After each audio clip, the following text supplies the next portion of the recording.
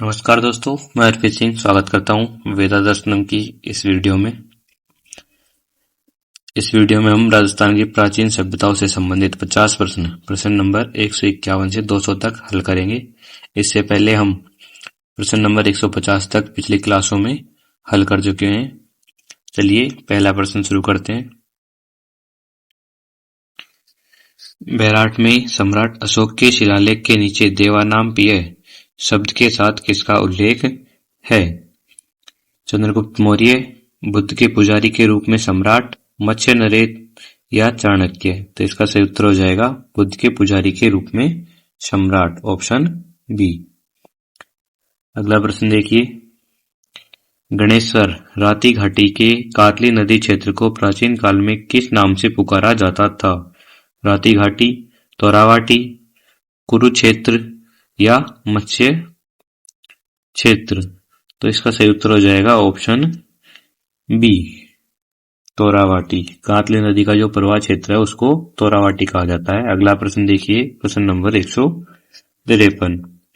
भागोर सभ्यता के किस चरण में पक्की ईंटों के निर्माण और लोहे के प्रयोग के स्पष्ट प्रमाण मिले हैं? ऑप्शन ए 5000 ईस्वी पूर्व से 2800 ईस्वी पूर्व, ऑप्शन बी 2800 ईस्वी पूर्व से 600 ईस्वी पूर्व, ऑप्शन सी 600 ईस्वी पूर्व से 200 ईस्वी पूर्व या ऑप्शन डी 1000 ईस्वी पूर्व से 800 ईस्वी पूर्व। इसका सही उत्तर हो जाएगा ऑप्शन सी 600 ईस्वी पूर्व से 200 ईस्वी पूर्व। जो तृतीय चरण था वहां से लोह युग की पक्की ईंटों के प्रयोग का काल शुरू होता है। अगला प्रश्न देखिए। बैराट में प्राप्त बौद्ध विहार के कितने कक्ष बने हुए थे जो भिक्षुओं के रहने के काम आते थे? 4, 6 या 7, 10 या 2। देखिए इसका सही उत्तर हो जाएगा ऑप्शन बी 6 या 7 कमरे। बैराट के जो बौद्ध विहार थे उसमें 6 या 7 छोटे कमरे बने थे, छोटी कोठरिया कह सकते हैं जिन्हें हम। अगला प्रश्न देखिए। गणेश्वर से प्राप्त तांबे के अस्त्रों में बाणाग्र की आकृति कैसी है? छल्लेदार, त्रिकोणमयी और नुकीली, गोलाकार या आयताकार। इसका सही उत्तर हो जाएगा ऑप्शन बी त्रिकोणीय और नुकीली, जो शिकार के लिए उपयोग करते थे इनका। अगला प्रश्न देखिए। भागोर सभ्यता में पशुपालन के प्राचीनतम साक्ष्य किस जीव के मिले हैं? गाय, बैल, भेड़ और बकरी, केवल घोड़ा, ऊंट और हाथी, शेर और बाघ। तो इसका सही उत्तर हो जाएगा गाय, बैल, भेड़ और बकरी, ऑप्शन ए। इनके प्राचीनतम अवशेष हमको भागोर सभ्यता से मिले हैं। अगला प्रश्न। बैराट में स्थित महादेव जी की डूंगरी से किस प्रकार के पुरातात्विक साक्ष्य मिले हैं? केवल मौर्यकालीन सिक्के, अशोक का दूसरा शिलालेख कार्लाइल द्वारा खोजा गया, ताम्र भट्टियां या मध्यकालीन महल। इसका सही उत्तर हो जाएगा ऑप्शन बी अशोक का दूसरा शिलालेख जो कार्लाइल ने 1871 ईस्वी में खोजा था। अगला प्रश्न देखिए। गणेश्वर को पुरातत्व का पुष्कर कहने का श्रेय किसे दिया जाता है? रतन चंद्र अग्रवाल, वी.एन. मिश्र, गोपीनाथ शर्मा या दशरथ शर्मा। इसका सही उत्तर हो जाएगा रतन चंद्र अग्रवाल या आर.सी. अग्रवाल। अगला प्रश्न देखिए। भागोर के निवासियों द्वारा बनाए गए घरों के फर्श पर किस सामग्री का प्रयोग किया जाता था? पक्की ईंट, नदी के पत्थरों को जमाकर बनाई गई फर्श, केवल कच्ची मिट्टी, चूना पत्थर की टाइल्स। इसका सही उत्तर हो जाएगा ऑप्शन बी नदी के पत्थरों को जमाकर बनाई गई फर्श। भागोर के पास में कोठारी नदी थी, तो कोठारी नदी के जो गोल पत्थर होते हैं उनका प्रयोग यहाँ की फर्श बनाने के लिए किया जाता था। अगला प्रश्न देखिए। बैराट की संकलिपि के अक्षर किस आकृति से मेल खाते हैं जो इसे रहस्यमयी बनाते हैं? त्रिशूल की आकृति, शंख की आकृति, मछली की आकृति या पहिए की आकृति। तो इसका सही उत्तर हो जाएगा ऑप्शन बी शंख की आकृति। इस लिपि के जो अक्षर थे वो शंख के जैसी घुमावदार आकृति के हैं। अगला प्रश्न देखिए। गणेश्वर सभ्यता का पतन मुख्य रूप से किस कारण माना जाता है? भूकंप, कांतली नदी का मार्ग परिवर्तन और जल स्रोतों का सूखना, विदेशी आक्रमण या आगजनी। इसका सही उत्तर हो जाएगा ऑप्शन बी, कांतली नदी का मार्ग परिवर्तन या जल स्रोतों का सूखना। ये गणेश्वर के पतन का प्रमुख भौगोलिक कारण माना जाता है। अगला प्रश्न देखिए, बागोर में उत्खनन के दौरान प्राप्त छेद वाली सुई किस धातु से बनी है? लोहा, तांबा, कांसा या चांदी से? देखो, बागोर में जो सुई मिली है वो तांबे की बनी हुई है, जिससे हमको यह पता चलता है कि उस समय सिलाई का कार्य भी किया जाता था। अगला प्रश्न, बैराट के सूती कपड़े में लिपटे सिक्कों में मिनेंडर के अतिरिक्त किस वंश के शासकों के सिक्के थे? मौर्य वंश, पंचमार्क या आहत मुद्राएं, गुप्त वंश, कुषाण वंश। इसका सही उत्तर हो जाएगा ऑप्शन बी, पंचमार्क या आहत मुद्राएं। 36 सिंगों में 36 सिक्के मिले थे वहां से, जिनमें 8 चांदी के पंचमार्क सिक्के भी शामिल थे। अगला प्रश्न देखिए, गणेश्वर सभ्यता के लोगों का मुख्य आहार क्या था, जैसा कि वहां प्राप्त उपकरणों से संकेत मिलता है? पूर्णतः शाकाहारी, मांसाहारी, केवल कंदमूल, केवल दूध और फल। इसका सही उत्तर हो जाएगा ऑप्शन बी, मांसाहारी। वहां से हमें मछली पकड़ने के कांटे और बाणाग्र मिले हैं, जिससे हमें यह पता लगता है कि वे मांसाहारी थे और उन हथियारों का उपयोग शिकार के लिए करते थे।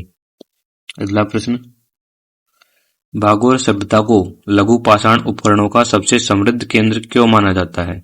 यहाँ उपकरण सोने से मढ़े थे, यहाँ उपकरणों की बनावट में अत्यधिक विविधता और सूक्ष्मता पाई गई है, यहाँ पत्थर विदेशों से मंगाया जाता था, यहाँ केवल युद्ध के लिए उपकरण बनते थे। देखिए, इसका सही उत्तर हो जाएगा ऑप्शन बी, यहाँ के उपकरणों की जो बनावट है उसमें अत्यधिक विविधता और सूक्ष्मता पाई गई है। अगला प्रश्न देखिए, प्रश्न नंबर 166। बैराट के उत्खनन के दौरान प्राप्त चित्रित धूसर मृदभांड PGW के किस संस्कृति के परिचायक है? हड़प्पा संस्कृति, वैदिक और उत्तर वैदिक कालीन संस्कृति, मुगल संस्कृति या पाषाण संस्कृति? इसका सही उत्तर हो जाएगा वैदिक और उत्तर वैदिक कालीन संस्कृति। अगला प्रश्न देखिए, गणेश्वर सभ्यता का व्यापारिक मार्ग किस ओर इंगित करता है? दक्षिण भारत की ओर, सिंधु घाटी सभ्यता की ओर, बंगाल की खाड़ी की ओर या मध्य भारत की ओर? तो इसका सही उत्तर हो जाएगा ऑप्शन बी, सिंधु घाटी, हड़प्पा और मोहनजोदड़ो की ओर। गणेश्वर जो था वो सिंधु घाटी सभ्यता को तांबे की आपूर्ति करने का प्रमुख केंद्र था। अगला प्रश्न देखिए, बागोर से प्राप्त महासतियों का टीला की कुल लंबाई और चौड़ाई लगभग कितनी है? 10 से 10 मीटर, 100 से 100 मीटर, 80 से 20 मीटर या 200 से 200 मीटर? इसका सही उत्तर हो जाएगा ऑप्शन सी, ये जो टीला है वो लगभग 80 मीटर लंबा है और 20 मीटर चौड़ा है। अगला प्रश्न देखिए, प्रश्न नंबर 169। बैराट की पहाड़ियों में मिली गुफाओं को स्थानीय लोग किस नाम से पुकारते हैं? पांडव गुफा, बुद्ध गुफा, पंच पांडव गुफा या भीम गुफा, जोगी गुफा? तो इसका सही उत्तर हो जाएगा ऑप्शन सी, पंच पांडव गुफा या भीम गुफा। यहां से हमें शैल चित्र मिले हैं। अगला प्रश्न, गणेश्वर में प्राप्त ताम्र भट्टियों के अवशेष क्या सिद्ध करते हैं?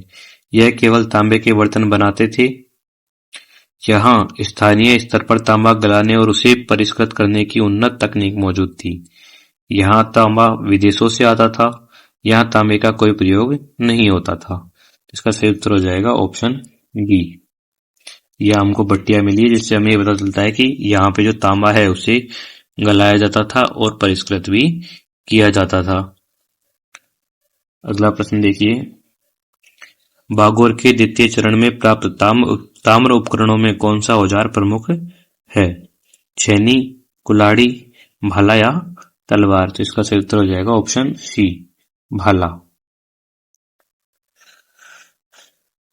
अगला प्रश्न, बैराट के पतन के बाद वहां किस प्रकार की संस्कृति के अवशेष मध्यकाल में मिलते हैं?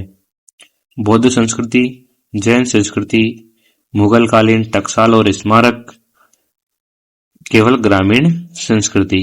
इसका सही उत्तर हो जाएगा ऑप्शन सी, मुगल कालीन टकसाल और स्मारक।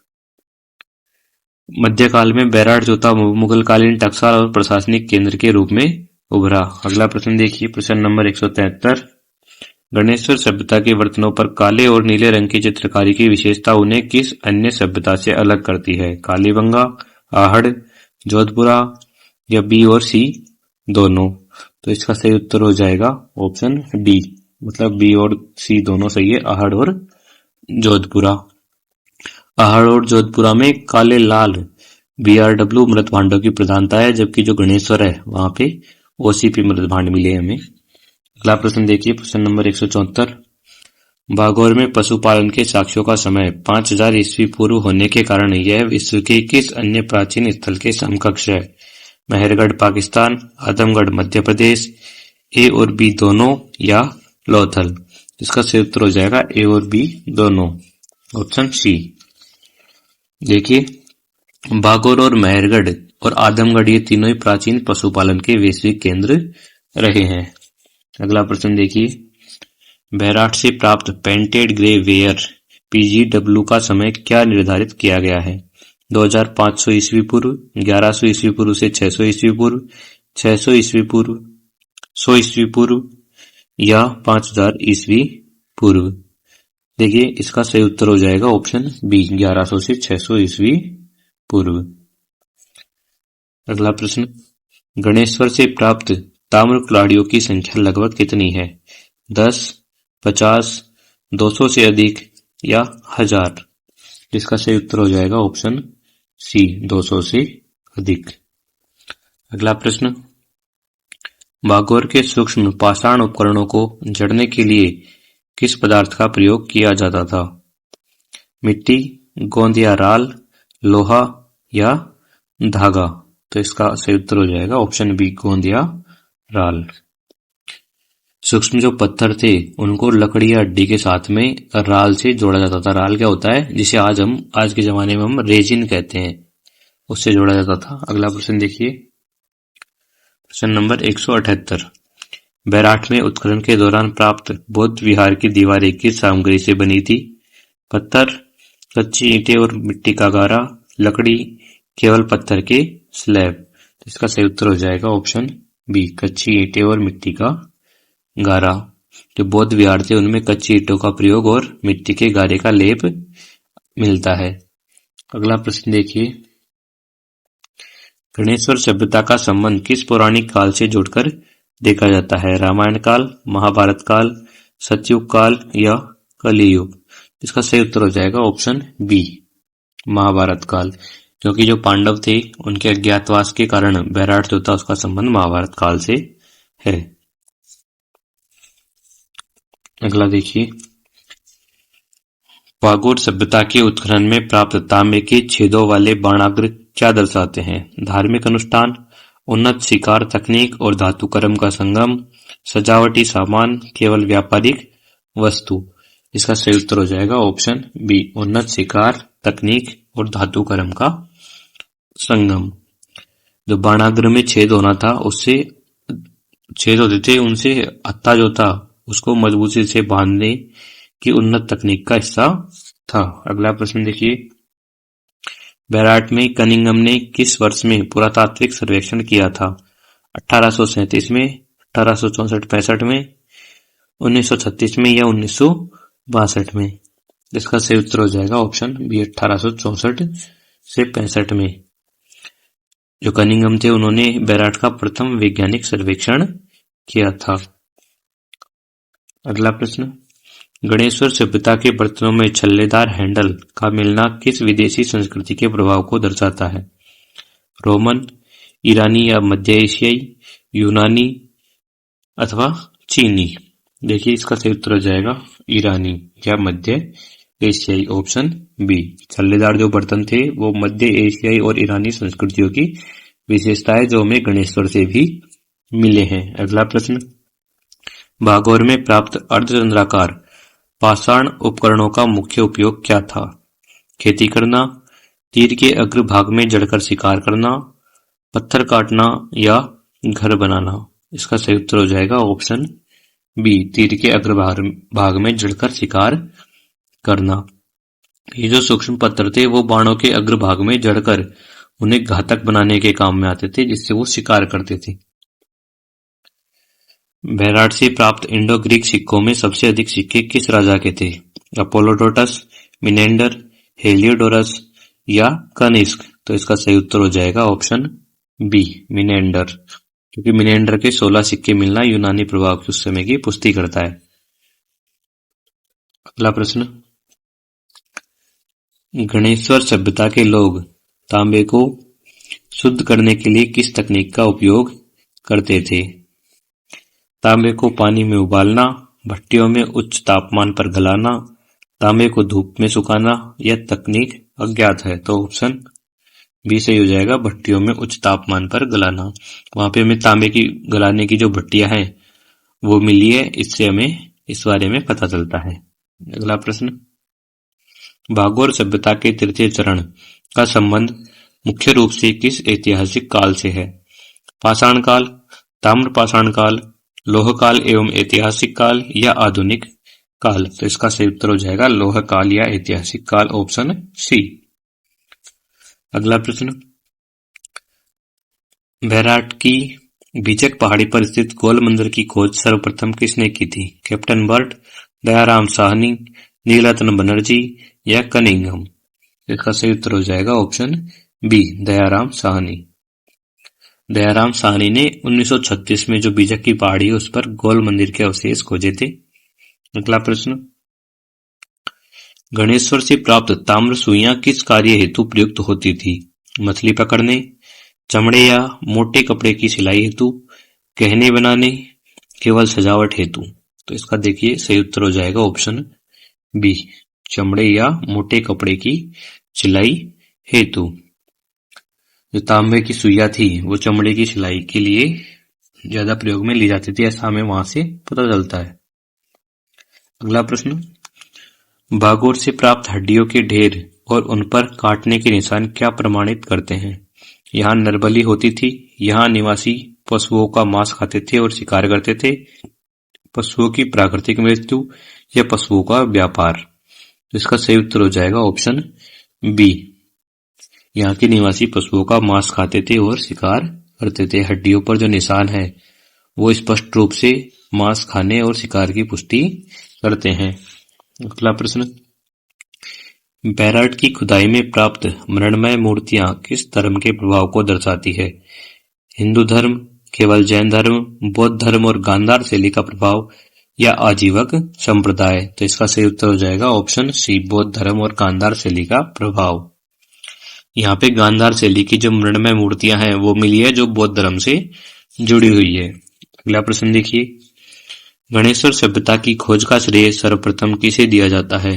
आर.सी. अग्रवाल, वी.एन. मिश्र, अमलानंद घोष या विजय कुमार। तो इसका सही उत्तर हो जाएगा आर.सी. अग्रवाल।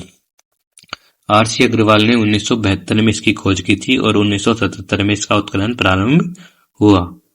अगला प्रश्न, भागौर के सूक्ष्म पाषाण उपकरणों को क्या कहा जाता है? सेल्ट, लघु पाषाण उपकरण, कुल्हाड़ी या भाला।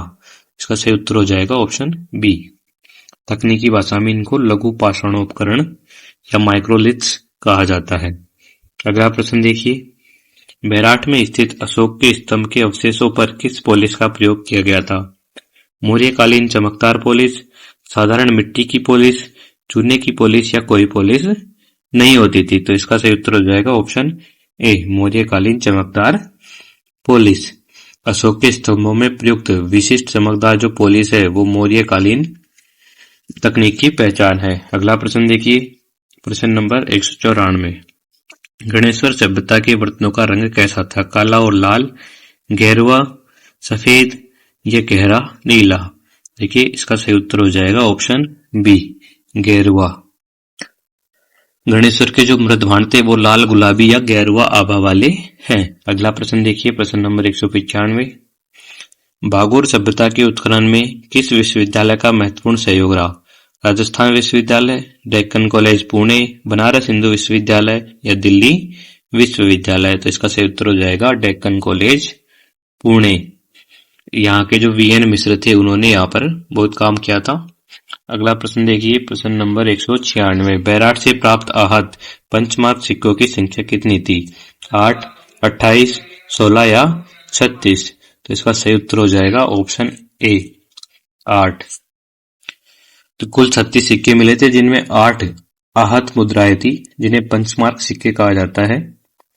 अगला प्रश्न, गणेश्वर सभ्यता के निवासियों द्वारा निर्यात किए जाने वाले तांबे का मुख्य केंद्र कौन सा था? कालीबंगा और हड़प्पा, बागोर और बैराट, दक्षिण भारत या पाटलिपुत्र। तो इसका सही उत्तर हो जाएगा ऑप्शन ए कालीबंगा और हड़प्पा। अगला प्रश्न देखिए, बागोर से प्राप्त पशुपालन के प्रमाणों की पुष्टि किस विद्वान ने की थी? वीएन मिश्र एवं डॉक्टर लेसनिक, दयाराम साहनी, आर.सी. अग्रवाल, बीबी लाल। तो इसका सही उत्तर हो जाएगा ऑप्शन ए वीएन मिश्र और डॉक्टर लेसनिक। जो डॉक्टर लेसनिक थे वो जर्मन विज्ञान विद्वान थे। इन्होंने इन साक्ष्यों का जो विश्लेषण है वो किया था। अगला प्रश्न देखिए, बैराट के भाब्रू शिलालेख में अशोक ने स्वयं को क्या कहा है? मगधाधिराज, राजा, चक्रवर्ती या महान। इसका सही उत्तर हो जाएगा ऑप्शन ए मगधाधिराज। शिलालेख में मगधाधिराज या मगध का राजा शब्द का प्रयोग हुआ है।